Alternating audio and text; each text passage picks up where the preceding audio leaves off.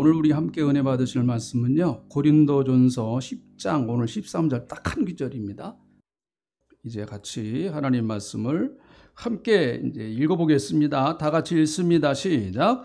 사람이 감당할 시험 밖에는 너희가 당한 것이 없나니 오직 하나님은 미쁘사 너희가 감당하지 못할 시험 당함을 허락하지 아니하시고 시험 당할 즈음에 또한 피할 길을 내사 너희로 능히 감당하게 하시느니라. 아멘. 요셉이 자기 아버지 야곱을 총리 대신이 된 이후에 애굽으로 이렇게 모시고 와서 극진히 아주 공양을 잘합니다. 효도를 잘하죠. 자, 애굽에 왔을 때에 바로 왕에게 자기 아버지를 소개하기 위해서 데리고 갑니다. 모시고 가죠. 바로가 야곱에게 이렇게 물어봅니다. 내 나이가 얼마냐라고 이렇게 물어봅니다. 이에 대해서 야곱이 이렇게 대답을 합니다. 창세기 47장 9절에 있는 말씀을 보면 야곱이 바로에게 아뢰되 내 나그네 길의 세월이 130년이니이다. 내 나이가 얼마 못되니 우리 조상의 나그네 길의 연조에 미치지 못하나 험악한 세월을 보냈나이다. 이렇게 말합니다. 그의 삶을 뒤돌아보니까 자기의 인생이 험악한 세월이었다. 이런 이야기를 하고 있습니다. 여기 좀 연로하신 우리 권사님들이나 또 집사님들, 이 야곱이 이렇게 말한 의미를 아마 이해를 하실 거예요. 충분히. 험악한 세월을 살았습니다. 유명한 그 희극 배우였었던 찰리 채플린은 이런 이야기를 했습니다. 인생이라고 하는 것은 멀리서 보면 희극이지만 가까이 가서 아주 자세히 보면 인생은 비극이다. 이런 이야기를 했어요. 인생을 가까이 가서 어떤 사람이라도 관찰을 해보면 누구든지 인생에 비극이 있다라는 것이죠. 겉으로는 다 웃는 것 같고 또 좋은 차 타고 다니니까 다 행복한 것 같고 큰 집에서 사니까 저 사람은 걱정이 없는 것 같다. 하지만은 그러나 막상 그 집에 들어가서 가만히 살펴보면 역시 그 사람들에게도 어려움이 있고 힘든 일이 있다라고 하는 얘기죠. 우리가 다 공감하는 그런 이야기입니다. 우리나라 속담에도 그런 속담이 있잖아요. 천석군 1000가지 걱정이 있고 만석군 몇 가지 걱정이요? 10,000가지 걱정이 있다. 이게 우리나라 속담이에요. 우리 어르신들이 오랜 세월 살다가 보니까 이렇게 만들어낸 경구라고 할 수 있겠죠. 천석군 1000가지 걱정이 있다. 만석군 10,000가지 걱정이 있다. 천석군이 만석군을 바라볼 때 나는 언제 저 만석군이 될 수 있나라고 그렇게 생각할지 모르지만 막상 만석군이 돼보니까 천석군 때보다 더 걱정하고 근심하고 염려할 일이 더 많아지더라 하는 그런 얘기 아니겠습니까? 성경에서 바울처럼 많은 고난과 시험을 당한 사람도 흔치 않습니다. 특별히 믿음을 지키다가 신앙을 지키다가 주님 때문에 당하는 그 고통 아마 바울처럼 당한 사람도 흔치를 않을 거예요. 그런데 고린도 교인들이 이제 자랑을 합니다. 예수님 때문에 자기가 좀 희생했던 것 그렇게 자랑을 해요. 그러니까 바울이 그거 잘못된 거라는 거죠. 예수님 때문에 조금 어려움 당하고 시험 당하는 거 그거 이긴 거 가지고 그렇게 교만하게 자랑하겠느냐 하면서 자기 이야기를 이제 하기를 시작합니다. 자기 이야기를 시작해요. 이것은 자기가 고생한 이야기를 자랑하기 위해서 하는 것이 아니고 그들의 믿음을 바로잡아주기 위해서 이런 얘기를 합니다. 고린도후서 11장 23절부터 27절까지 좀 긴데요. 한번 우리 천천히 한번 읽어볼까요? 이게 바울이 이런 고통을 당했다, 이런 어려운 시험을 당했다라고 바울이 고백한 거예요. 자, 같이 읽어봅니다. 시작. 그들이 그리스도의 일꾼이냐 정신없는 말을 하거니와 나는 더욱 그러하도다. 내가 수고를 넘치도록 하고 옥에 갇히기도 더 많이 하고 매도 수없이 맞고 여러 번 죽을 뻔하였으니 유대인들에게 40에 하나 감한 매를 5번 맞았으며 여러 번 여행하면서 강의 위험과 강도의 위험과 동족의 위험과 이방인의 위험과 시내의 위험과 광야의 위험과 바다의 위험과 거짓 청재 중의 위험을 당하고 또 수고하며 애쓰고 여러 번 자지 못하고 줄이며 목마르고 여러 번 굶고 춥고 헐벗었노라. 네, 이게 바울이 당한 고통이에요. 물론 좀 특별한 일일 수 있습니다. 그가 선교여행을 3번씩 또 로마까지 가는 그 참 어려운 과정에서 이런 그 어려운 시험과 또 고난을 당했다라는 것이죠. 여러분, 어르신들에게 좀 연세 드신 권사님들이나 어르신들에게 지나온 과거의 인생을 한번 좀 얘기해 보세요. 그러면은 밤을 새서 얘기를 해도 부족해요. 그렇게 얘기를 하십니다. 저희 어머니도 10권의 책을 써도 모자란다는 거예요. 10권의 책을 써도. 내가 살아온 인생의 이야기를 하려면은 10권의 책을 써도 모자란다. 그래서 시련은 삶의 동반자다. 그런 말이 있습니다. 바다에서 파도가 계속 밀려오는 것 같이, 계절이 지나면 겨울이 찾아오는 것 같이 성도들에게도 이런 시험이 찾아올 수밖에 없다라는 것이죠. 특별히 성도들은 믿지 않는 사람들보다 더 많은 시험을 당할 수 있습니다. 왜 그런가 하면 우리는 특별히 영적인 전쟁을 하는 사람들이기 때문에 그렇습니다. 마귀와 영적 전쟁을 하기 때문에 마귀에게도 우리에게 시험을 갖다 주고 또 여러 가지 환경, 또 물질, 때로는 여러 가지 사람, 또 하나님도 우리를 시험하신다고 했어요. 그러니까 이 시험의 종류가 굉장히 많습니다. 혹시 이 가운데 시험 당하시는 분들이 계시다고 하면 시련, 어려움, 고난, 이 시험이라고 하는 다 고난이죠. 고난 당하는 분들이, 남보다 더 특이한 고난을 당하는 분들이 계시다고 하면 다 누구나 있는 고난이죠. 좀 내가 강도가 셀 뿐입니다. 이럴 때 성도들은 어떻게 해야 되는가? 이런 시련이 찾아오고 시험이 찾아올 때 성도들은 과연 어떻게 해야 되는가? 사도 바울은 오늘 이 본문 말씀 짧은 한 구절에서 우리에게 아주 중요한 진리들을 교훈하고 있습니다. 자, 시련이 오고 여러 가지 시험이 올 때 성도들은 어떻게 해야 되는가? 자, 다시 한번 본문을 보겠습니다. 13절에 있는 말씀. 사람이 감당할 시험밖에는 너희가 당한 것이 없나니, 그렇게 말합니다. 자, 우리가 시험 당하고 어려움 당할 때 제일 먼저 기억해야 될 것이 무엇인가 하면 하나님은 나에게 감당할 시험을 주신다라는 거예요. 자, 아멘 좀 하시죠? 아멘. 네. 하나님은 나에게 감당할 시험을 주신다라는 것입니다. 감당 못한 시험을 하나님이 주시질 않는다는 거예요. 그런데 사실은 시험 당할 때는 우리는 힘들어요. 안 힘든 사람이 없습니다. 힘들어요. 왜 이런 시험을 나에게 주세요? 내가 이 시험을 어떻게 감당하라고 이런 시험을 주세요라고 하나님 앞에 반문할 수도 있지만 그것에 대한 하나님의 대답은 네가 감당할 수 있기 때문에 내가 너에게 그런 시험을 주는 거야 라고 말씀하십니다. 이것은요, 우리가 이런 믿음을 가져야 될 이유는 시험에 대한 긍정적인 태도를 갖는 거예요.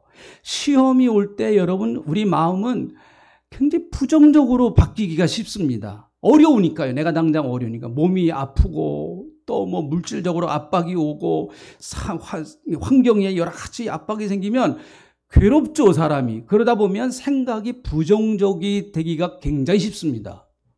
그럴 때마다 우리는 다시 믿음의 고백을 해야 됩니다. 하나님, 감사합니다. 이만한 시험을 내게 주신 것은 내가 이 시험을 감당할 수 있기 때문에 하나님께서 나에게 이 시험을 주신 줄 믿습니다. 입술로라도 그렇게 선포하세요. 입술로라도. 내 마음은 지금 그것에 따라가지 못하지만 내 마음은 어려워요. 힘들어요. 그렇지만 입술로라도 그렇게 고백하고 선포하면은요, 마음이 서서히 풀어지면서 그렇게 바뀌게 되어 있습니다. 왜 그럴까요? 하나님의 말씀은 살았고 운동력이 있기 때문에 그렇습니다. 나는 내 감정을 의지하는 것이 아니고 내 감정이 힘들고 어렵다고 할지라도 하나님이 감당하신다고 분명히 약속하셨으니 나는 하나님이 감당할 수 있게 해주신다. 이게 성도의 자세예요. 시험에 대한 긍정적인 태도가 참 중요합니다. 여러분, 아브라함을 시험하신 하나님, 창세기 22장에 보면 아브라함을 시험하시죠. 그 내용 잘 아시잖아요. 100세에 얻은 독자 이삭을 드리라고 그래요. 참 성경의 그 표현이 어떻게 보면 잘못된 거죠. 왜 아브라함이 이삭이 독자입니까? 이삭의 형이 있는데요. 이삭의 형이 누구예요? 이스마엘 있잖아요. 이스마엘이 두 눈 아주 벌겋게 뜨고 살아있는데 성경은 이삭을 독자라고 그렇게 얘기를 합니다. 그 약속에 관한 이야기죠. 약속에 관한 이야기. 하나님께서 아브라함에게 100세에 얻은 그 이삭을 통해서 하나님이 하실 일들을, 인류를 구원하시는 구원의 역사를 이삭의 후손들을 통해서 하시겠다는 거예요. 그래서 독자라고 하는 의미를 쓴 겁니다. 잘 아는 대로 우리는 아브라함이 그 시험을 잘 통과했습니다. 성경에서요, 자식을 제물로 드린 역사는 딱 두 번입니다. 한 번은 아브라함, 한 번은 예수님. 한 번은 하나님이 들으셨어요. 하나님이 당신의 아들 이삭을 제물로 들으셨어요. 여러분, 이런 시험은 그래서 우리에게는 안 주십니다. 왜요? 우리는 거 잘 감당 못해요. 하나님이 아세요. 우리 믿음의 수준을 아십니다. 그러니까 이런 시험 올까 봐 걱정하지 마세요. 이 정도의 시험은 하나님 우리에게 안 주세요. 그래서 아브라함에게 유일하게 내 독자 이삭을 드리라고 말씀하셨지, 그 어떤 누구에게도 그 이후에는 다시는 사람을 드리라고 하는 이야기가 없었습니다. 하나님이 스스로 여러분 예수님을 제물로 드려서 인류를 구원하세요. 하나님이 스스로요. 아브라함이 감당할 수 있기 때문에, 그런 수준이 되었기 때문에 하나님께서 그런 시험을 주셨다고 봅니다. 욥도 마찬가지죠. 성경에서 아마 가장 혹독한 시련과 또 시험을 당한 사람을 욥이라고 볼 수가 있겠어요. 제가 이제 욥기를 요즘 좀 읽고 있는데요. 아주 재밌어요. 욥기가. 참 어려움 당하시는 분들은 기도하시면서 욥기를 읽어보세요. 내가 지금 굉장한 어떤 시험 당하고 있다, 어려움이 있다, 고난이 있다, 그러면 기도하시면서 욥기를 가만히 읽어보세요. 그러면 하나님께서 욥기를 통해서 우리에게 놀라운 은혜를 주십니다. 여러분, 욥은 굉장히 어려운 시험을 당했습니다. 자식이 다 한꺼번에 몰살을 당합니다. 있는 재산 다 한꺼번에 날아가 버리죠. 그리고 자기에게 몸에 질병도 찾아옵니다. 자기가 가지고 있던 명예 다 날아가 버려요. 이제는 여러분 너무너무 그가 고통스러워가지고 기왓장으로 자기 몸을, 피부병이 굉장히 심한 피부병이 왔나 봐요. 막 긁어대고 있습니다. 물론 욥이요, 여러분 항상 하나님을 찬양하고 하나님 앞에 감사한 건 아니에요. 욥기를 읽어보면 욥도 너무너무 힘들어가지고 하나님 앞에 원망 아닌 원망도 하기도 했습니다. 하나님 앞에 계속 투덜대기도 했습니다. 그렇지만 결론적으로 욥은 그 시험을 이겨냅니다. 여러분, 우리가 시험 당할 때 천사처럼 시험을 통과하려고만 그러지 마세요. 우린 못해요, 그거. 우리 천사 아니에요. 그러나 여러분, 욥의 결론이 중요한 거예요. 결론은 욥은 그 시련을 통과했습니다. 욥기에서 참 우리에게 그 위로를 주시고 소망을 주는 아주 귀한 말씀이 있어요. 욥기서 23장 10절. 우리 잘 아는 말씀이에요. 욥기에서 참 우리 좋아하는 말씀이죠. 자, 나왔으면 같이 읽어봅니다. 시작. 그러나 내가 가는 길을 그가 아시나니 그가 나를 단련하신 후에 내가 순금같이 나오리라. 이건 욥만이 할 수 있는 그런 고백이라고 봐요. 이건 욥이 해야 와, 그렇구나 하면서 우리에게 진한 감동이 온다고 봅니다. 진한 감동이 온다고 봐요. 내가 가는 길을 그가 아시나니 그가 나를 단련하신 후에는 내가 순금같이 나오리라. 내가 가는 길을 아시는 분은 오직 하나님 한 분밖에 없다라는 얘기입니다. 이게 욥의 고백만 그럴까요? 우리도 마찬가지예요. 내 가는 길 누가 압니까, 여러분? 부모가 알아요? 자식이 알아요? 누가 압니까? 하나님만이 아시죠. 하나님만. 내가 걸어가야 할 인생길, 내 남은 인생길이 얼마인지 하나님이 정확하게 알고 계시단 말이에요. 나는 지금 굉장히 어려운 시련 가운데서 단련을 받고 있다.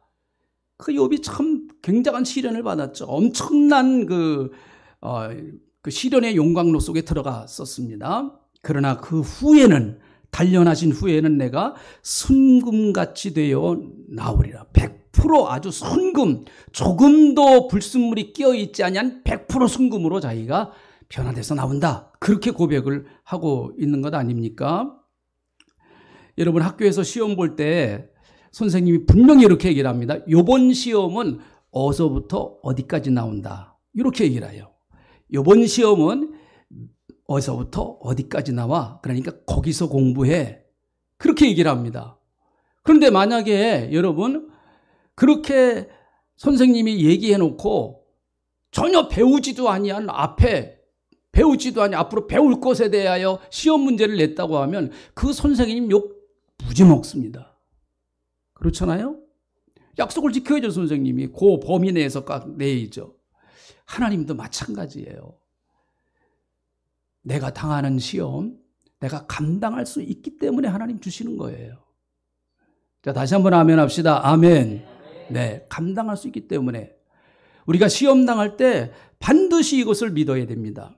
또 한 가지, 두 번째는, 자, 본문 말씀 다시 한번 읽어보세요. 사람이 감당할 시험 밖에는 너희가 당한 것이 없나니 오직 하나님은 미쁘시다. 하나님은 미쁘시사 너희가 감당하지 못할 시험을 당하는 것을 허락하지 아니하신다. 하나님은 미쁘신 분이시다라는 거예요. 우리가 어려움 당하고 시험 당할 때 하나님은 미쁘신 분이시다. 그걸 믿으라는 것이죠.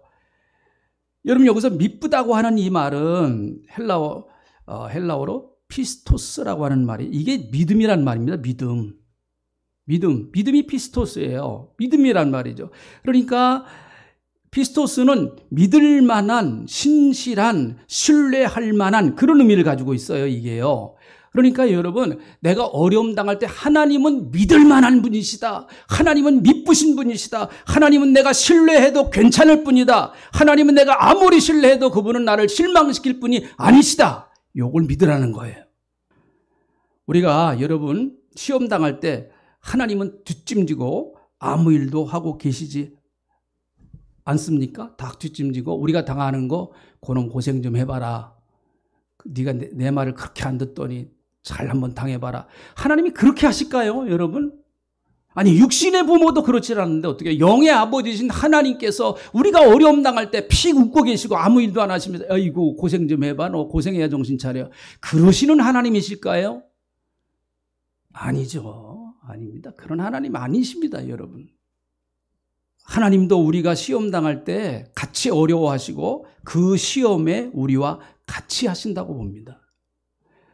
우리가 그런 시험을 당해야만 우리의 믿음이 더 견고해지고 강건해지는 걸 하나님이 아시기 때문에 하나님은 그 시험을 안 당하는 것이 성도들이 좋지만은, 그러나 그렇게 놔두면 연약하고 맥없는 성도가 되기 때문에 하나님께서 시련의 과정을 통과하게 하시는데, 그 통과하게 하시는 과정을 하나님은 애타는 마음으로 바라보고 계신다고요.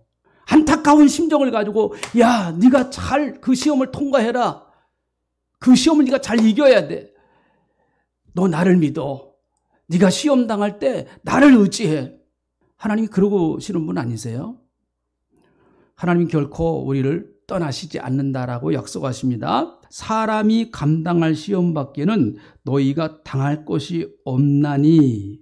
다음에 접속사 오직이 나오는데요. 이 오직이란 말이 접속사 헬라어 데란 말입니다. 그런데 이것은 그 반어법적 서사로도 될 수 있어요. 그러나 당할 것이 없나니. 그러나 하나님은 미쁘시고 의로우사 너희가 감당하지 못할 시험을 허락하시지 않나. 하나님은 그렇지만 하나님은 분명히 감당할 수 있는 힘을 주신다. 그 말이에요. 자, 요거에 대한 해석은 이제 두 가지, 제가 이렇게 설교 준비하다 보니까 이것에 대한 해석이 이제 그 학자들 간에 두 가지 해석이 있더라고요. 자, 첫 번째 해석은 이런 거예요. 그러나 하나님은 미쁘사 감당하지 못할 시험 당하지 않게 하신다. 이런 해석이 있어요. 시험이 오지만 그러나 하나님은 그 시험을 감당하게 하신다. 감당하게 하신다. 하나님, 시험이 오니까 하나님께서 그때서야 이제 감당할 수 있는 능력을 주신다는 거예요. 또 한 가지 해석은 그거예요. 또 한 가지 해석은 하나님은 이미 우리가 시험 당하는 것을 알고 계시기 때문에 시험 당할 때 이길 수 있는 시험 당하기도 하지만 함께 힘도 같이 주신다. 그런 말이에요. 1번이 맞는 것 같아요? 2번이 맞는 것 같아요? 네, 저는 2번이 맞는 것 같아요. 그래서 2번을 저는 믿어요.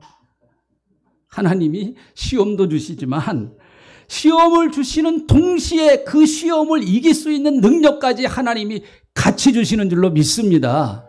미국에 가장 영향력이 있는 목사님 중에 한 분이 릭 워렌 목사님입니다. 이분이 쓴 유명한 책이 있죠. 목적이 이끄는 삶. 릭 워렌 목사님이 참 목회를 성공적으로 잘 했습니다.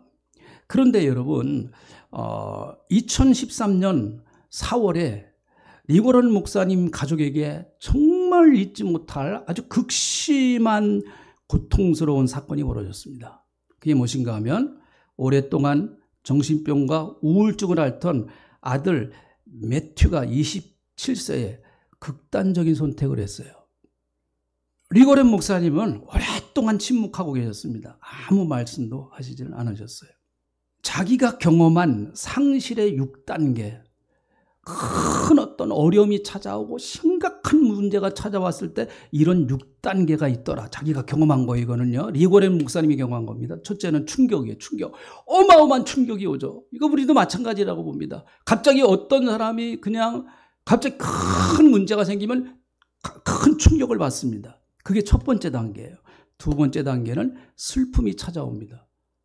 얼마나 고통스럽겠어요? 처음에는 정신이 없죠. 너무 충격을 받아가지고 그 단계가 지나면 슬픔의 단계가 온다고 합니다. 그리고 세 번째 단계가 몸부림의 단계라는 거예요. 막 하나님 앞에 이제 묻습니다. 하나님, 왜 도대체 이런 일이 내게 생겨야 합니까? 왜 도대체 하나님이 이런 일을 나에게 이런 시련을 주시고 이런 어려운 고통을 하나님 왜 나에게 주셨습니까? 라고 하는 그 세 번째 단계가 몸부림 단계라는 거예요. 그런데 제일 중요한 게 요 세 번째 단계라는 거예요. 요 세 번째 단계를 신앙적으로 넘어가지 못하면 실족할 수 있다는 거예요. 하나님, 어떻게 하나님이 살아계시면 내게 이럴 수 있습니까? 하나님 살아계신 겁니까? 얼마든지 하나님 앞에 그렇게 질문하는 거 괜찮다는 거예요. 네 번째 단계로 넘어가야 된다는 거죠. 네 번째 단계가 몸부림에서 벗어나서 평안히 내려놓는 상태로 가야 된다는 거죠. 네, 그렇다. 이거는 이미 내 인간의 한계에서 떠난 일이다. 내가 하나님 앞에 내려놓아야 되겠다. 더 이상 왜라고 하는 그 물음을 하나님 앞에 묻지 않습니다. 하나님이 하신 일을 그대로 받아들이는 거예요. 왜? 더 이상 묻질 않아요. 다 주님 앞에 내려놓습니다. 그리고 다섯 번째 단계가 성화의 단계로 들어간다는 거예요. 어떤 상황 가운데서도 이제 하나님을 의지하는 거예요.